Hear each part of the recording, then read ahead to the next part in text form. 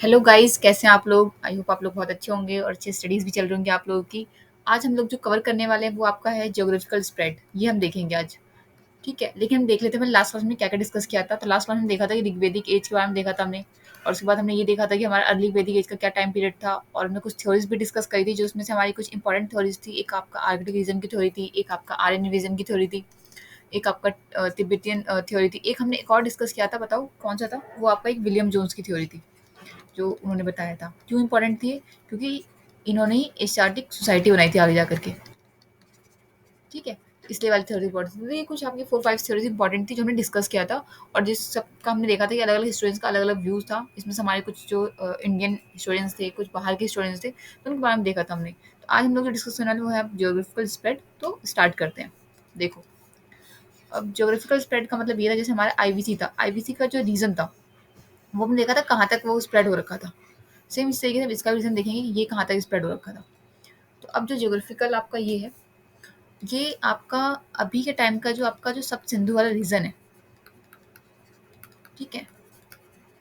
हमने याद करो एक लास्ट क्लास में एक जब थ्योरी डिस्कस करी तो हमने अब इसका जिक्र किया था इस वर्ड का। वहाँ पे हमने बताया था कि सब सिंधु रीजन क्या था।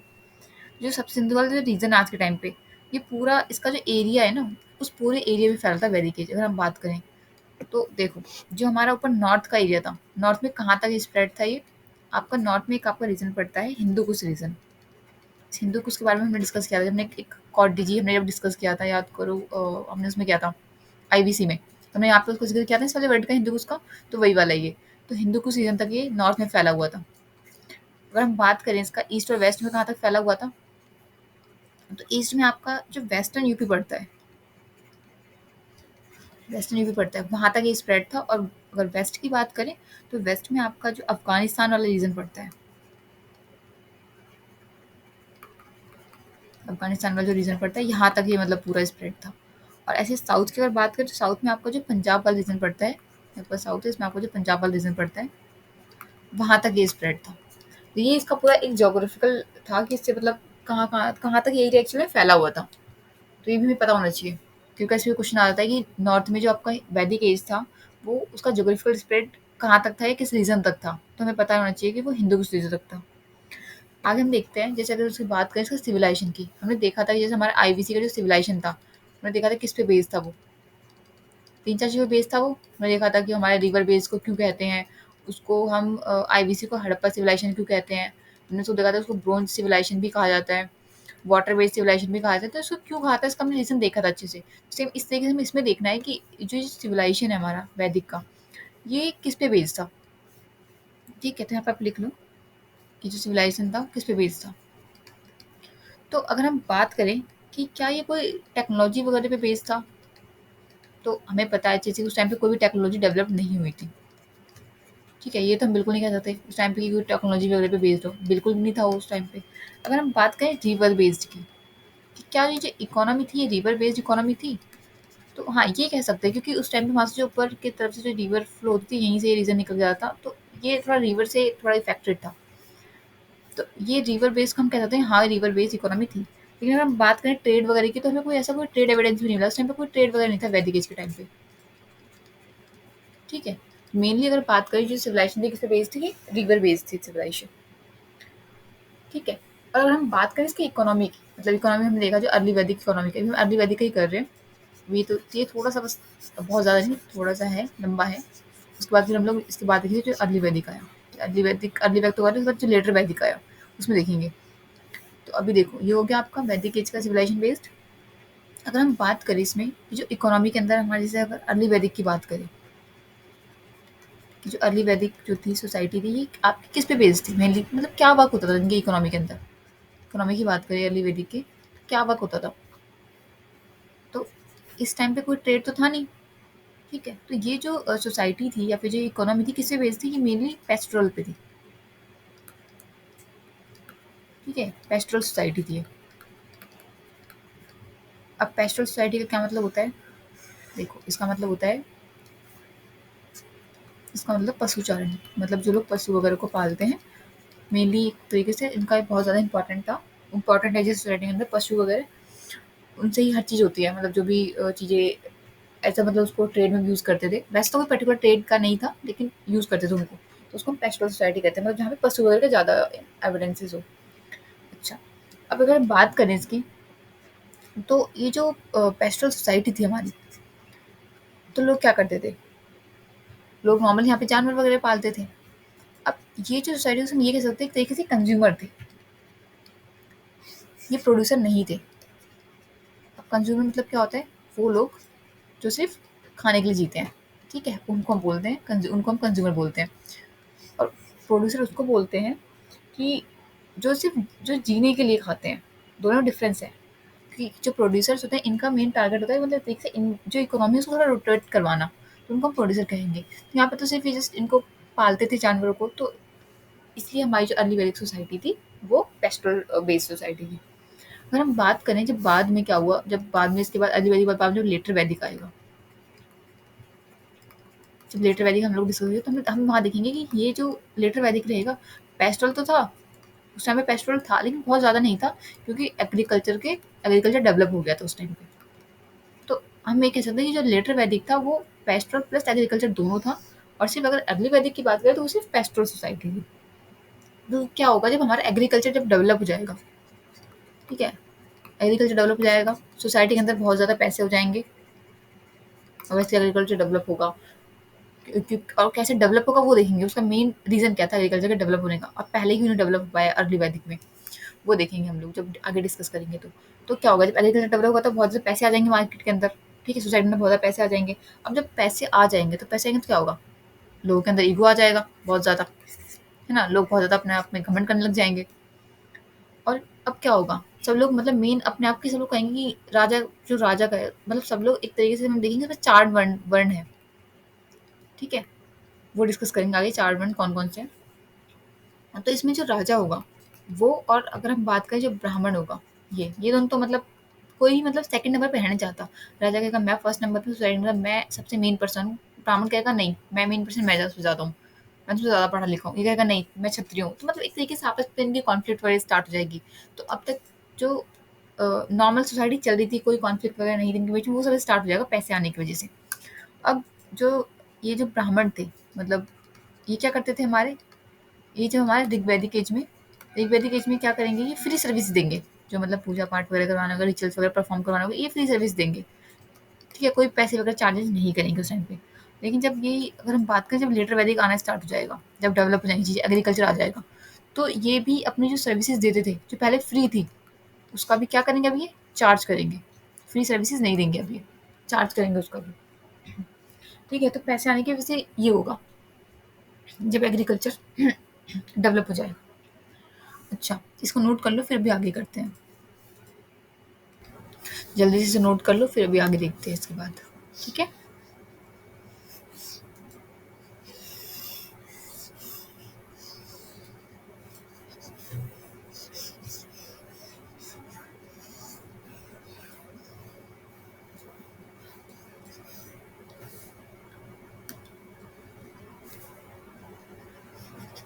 चलो, अब देखो, ऋग्वेदिक के टाइम पे ना कुछ रिवर्स थी, मतलब अभी वो रिवर्स नहीं है, बहुत सारे रिवर्स उनमें से नहीं है, कुछ हैं, लेकिन वो रिवर्स इंपॉर्टेंट है हमारे एग्जाम के पॉइंट ऑफ व्यू से। बहुत सारी मतलब बहुत सारी, लेकिन उनमें से कुछ ही रिवर्स हैं जो मैं अभी करेंगे हम, वो इंपॉर्टेंट है क्योंकि उससे रिलेटेड कई बार क्वेश्चंस एग्जाम में आ चुके हैं, ठीक है। तो हम देखते हैं कि एक तरफ आप ये कम को लिख लो इसको, रिवर। अब रिवर की अगर हम बात करें यहाँ पे लिख लो इसके एंशियंट नेम क्या थे, ठीक है, ये टॉपिक हो गया इसका रिवर। और इसके हम एंशियंट नेम की अगर बात करें कि इन रिवर के एंशियंट नेम क्या थे, और अभी के इनके मॉडर्न नेम कौन कौन से हैं, या मॉडर्न नेम क्या है इनके, ये हमें पता होना चाहिए क्योंकि इस पे क्वेश्चन आ चुके हैं हमारे एग्जाम में, इसलिए इंपॉर्टेंट है और इसलिए हम इसको कर रहे हैं वाला। देखो, अब अगर हम बात करें एंशियंट नेम में, तो एक हमारी रिवर हुआ करती थी, थोड़ा सा नाम अजीब मिलेगा पर कोई बात नहीं, इसका नाम था खूबा। ये रिवर थी, ठीक है। और ये अगर बोला जाए इसका भी प्रेजेंट नाम क्या है, तो ये इसका नाम है भी काबुल रिवर। इन रिवर्स के हमारे वेद में जिक्र है, तो इसलिए हमें इनको स्टडीज करना पड़ेगा। और कुछ ही करने में बहुत सारी रिवर, लेकिन हमें सभी स्टडीज नहीं करना है, ठीक है। एक आपकी रिवर थी क्रूमा, ठीक है, इसको बोलते हैं कुर्रम, ये मतलब इसका मॉडर्न नेम है, कुर्रम रिवर बोल सकते हैं इसको। एक और है, एक आपका है गुमल, GUMAL। ठीक है, ये आपकी इसका नाम है गुमल। थोड़े से अजीब नाम है पर कोई बात नहीं, एग्जाम में आएगा तो याद तो करना पड़ेगा। अच्छा, इसको क्या बोलते हैं? इसका नाम जरूर सुना होगा आपने, गोमती रिवर। ऐसे आप 9-10 रिवर्स हैं टोटल मिला करके, वो इम्पोर्टेंट है। एक आपका आता है सिंधु। जो इम्पोर्टेंट होंगे इन सब में से भी जो ज़्यादा इम्पोर्टेंट वो बता दूंगी मैं भी आपको, ठीक है? पहले नोट कर लो इनको। सिंधु है, उसके बाद इसको क्या बोलते हैं? इसको ये तो सबको ही पता होगा, सिंधु को इंदस बोलते हैं।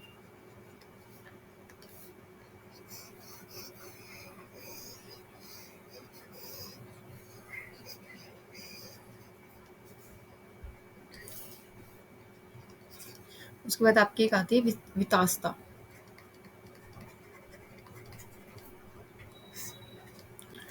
ठीक है, वितास्ता को बोलते हैं झेलम। फिर एक आपकी आती है अस्किनी।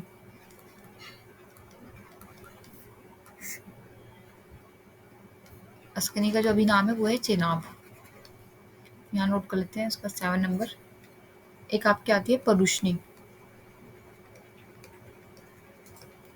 इसको बोलते हैं, अभी मॉडर्न नेम इसका क्या है? रावी। रावी का एक पुराना नाम परुष्णी था। अब आपकी आती है विपाशा। ठीक है, ये वर्ड अलग है, ये आप कुछ और समझ लें। इसको बोलते हैं, जो आपके ब्याज रिवर है ना, वो वाली रिवर। और फिर आपका आता है सुतोद्री। थोड़े से नाम है, ओल्ड नेम है, वैदिक है तो इसलिए थोड़े से ऐसे नाम है। इसको बोलते हैं सतलज। ये थोड़ा सा लग रहा होगा, ये तो सुना होगा आप लोगों ने। और आपका लास्ट आती है एक दृष्टावती। दृष्टावती, इसका नाम है घाघर। तो ये आपके 10 मोस्ट इम्पॉर्टेंट रिवर्स हैं और इनसे क्वेश्चंस आ चुके हैं कई बार एग्जाम में भी। अगर मैं बात करें इम्पॉर्टेंट रिवर्स की, तो इसमें आपके एक आपके वितास्ता बहुत इम्पॉर्टेंट है, और आपका यहाँ पे अस्किनी बहुत है। मतलब आपकी अगर बात करें तो ये लास्ट की ज़्यादा इम्पोर्टेंट है तो वैसे सारी, पर इन पे क्वेश्चंस आ चुके हैं। ठीक है, तो ये सारी आपकी बहुत ज़्यादा इम्पोर्टेंट है। अच्छा, इसको नोट कर लो, इसके बाद फिर आगे देखते हैं। कुछ और पॉइंट थोड़े से डिस्कस करते हैं, जो थोड़े से इंपॉर्टेंट फैक्चुअल्स हैं उनको डिस्कस करते हैं। आई थिंक ये वाला ऊपर वाला हो गया होगा, यहीं पे डिस्कस कर लेते हैं। ठीक है, यहाँ पे देखते हैं।